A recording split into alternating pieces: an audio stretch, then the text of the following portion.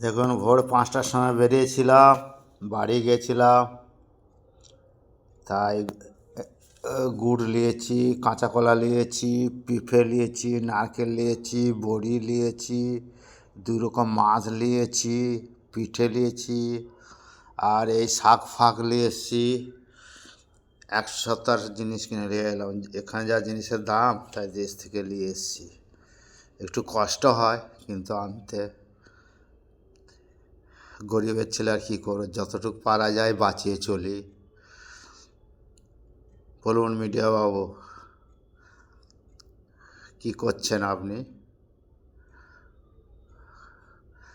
কি খালি দিদিকে নিয়ে ব্যস্ত আছো, না আমাদের নিয়ে ব্যস্ত আছো? আমাদের দিকে তাকাচ্ছ, না আমরা খালি বসে থাকবো? দেখুন শিল্পীরা,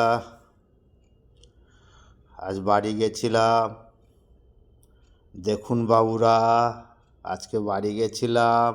বাড়ি ভোর 5টার সময় বেরিয়েছি।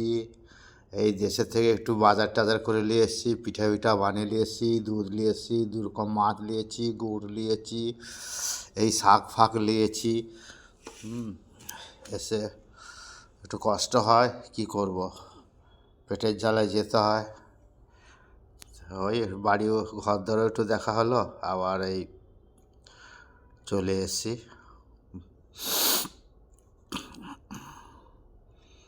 ঠিক আছে, শুভরাত্রি, গুড নাইট। আপনারা একটা শেয়ার দিয়ে দেবেন, একটা লাইভ দিয়ে দেবেন, এতেই খুশি হব আমি। আর কি বলবো বলুন? তাহলে ছাড়ছি, ভালো থাকুন।